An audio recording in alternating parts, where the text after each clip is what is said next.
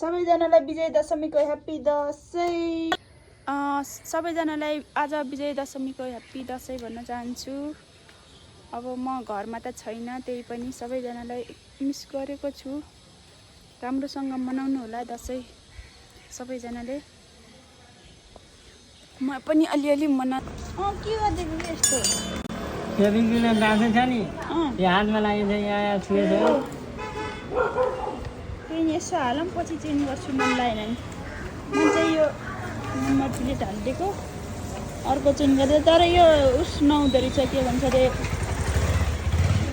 Quality राम्रो नहुँदो रहेछ। यस्तो केबाट माटो कि केबाट बनाइदिएको रहेछ, 500 रुपियाँमा बनाएको, त्यही भएर होला सायद यो यस्तो छ। अल्छिन हाल्छु, पछि मन परेन भने फेरि चेन्ज गर्छु। मन चाहिँ यो झिकेर यो हालिदिएको, यो तर राम्रो नहुँदो रहेछ। यो चाहिँ राम्रो छ, यो चाहिँ म 500 अगाडि पछाडिको गरेर पछि चेन्ज गर्नु पर्ला मन परेन भने। यो चाहिँ राखिराख्छु, झोलामा हालेर बाकसमा लगाएर राख्छु। यो त एकचोटि ठोक्यो भने फ्याट्टै जाँदो रहेछ यस्तो त। हामी चाहिँ टिका लगाउनलाई तयारी भएर बसेछौँ। हेलो गाइज, अब एकछिनमा टिकाको लागि तयारी हुँदैछ हाम्रो चाहिँ। टाइम बचेन, धेरै चालको बोल्ने भएको छ। समस्या कस्तो लागिरहेको छ? मलाई एकदम रमाइलो लागिरहेको। उहाँबाट यहाँ टिका लाउन गएर तेल खर्च गरिरहेको छ। तेल हाल्ने पैसा दिन्छन् कि दिँदैन थाहा होइन टिका लगाएर। हाम्रो टिका चाहिँ यस्तो हुँदैछ। यहाँ हेर्नुहोस्,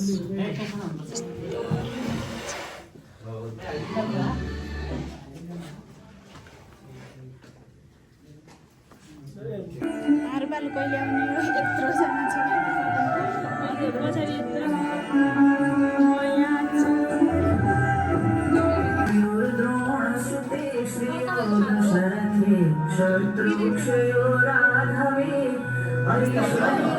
जाऊ लगा अनि मान्छे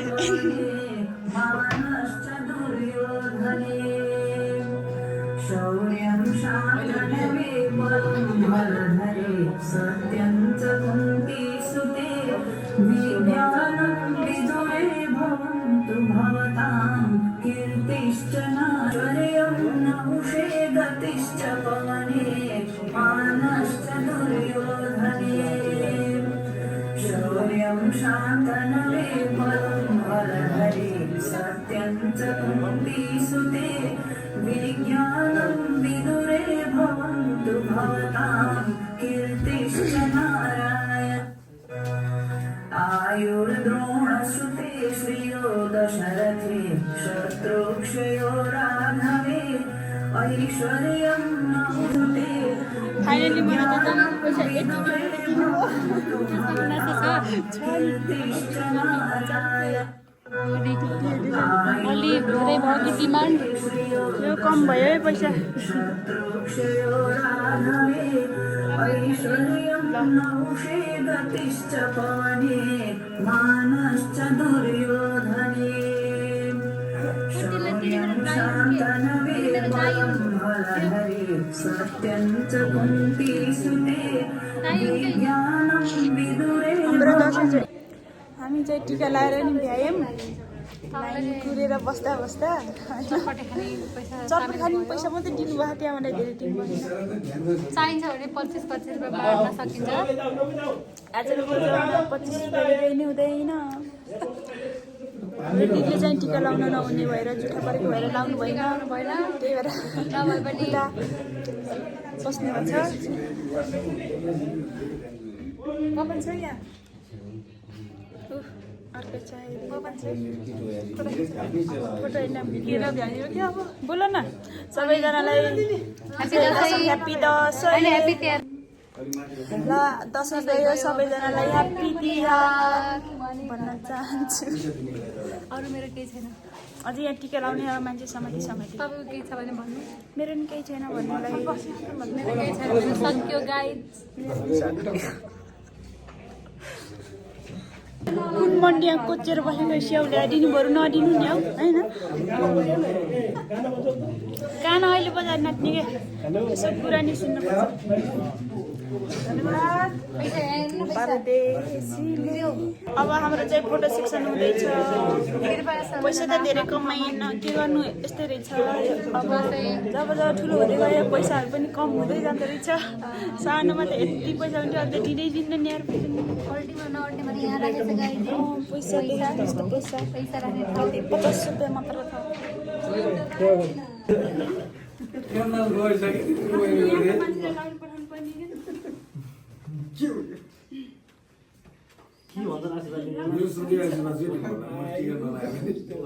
राम्रो होस् सोचेको पुगोस्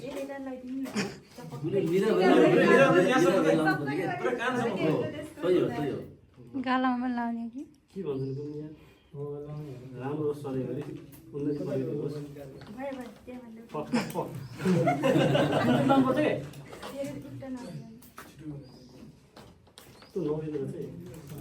तिमीले मैले हाँस्न एकछिन के अर्थ गरेछ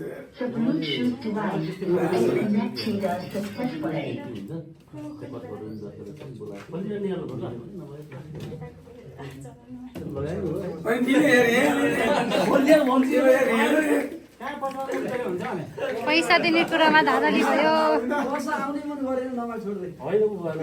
अहिले पछि लिनु होला क्या दिदी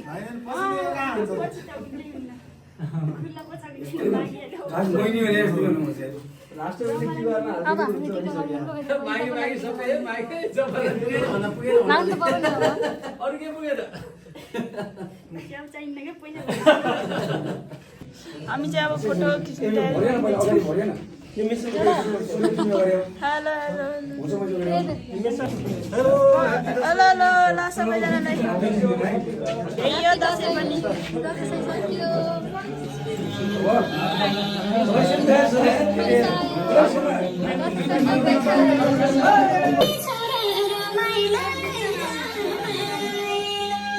मैले अघि आउँदा देखेको थिएँ फुलै फुल दिन्छौ कि यहाँभित्रको भिडियो हाल्न पाउँछु त हुँदैन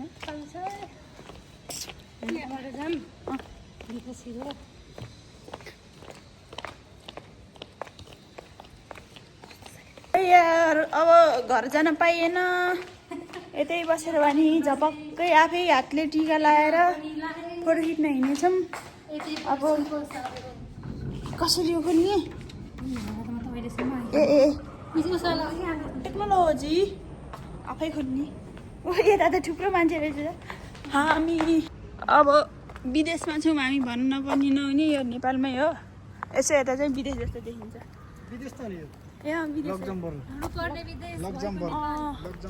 खास मैले कहाँनिर खिच्छु भन्दा यहाँ भयो यहाँ त होइन यही बाटोमा हो कि यस्तो बाटोमै हो के गरौँ जाने खिच्नु यस्तो तल चाहिँ नजाउँ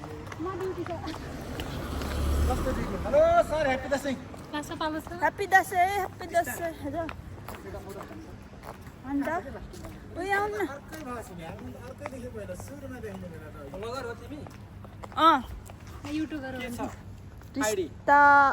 रिस्ता मगर हजुर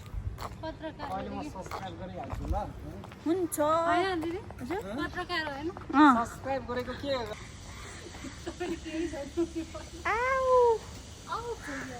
कस्तो प्लास्टिक जस्तो छ त्यहाँ मुनि नाक पारौँ न त्यसमा नाकमा तिमी आउन पार यस्तो क्या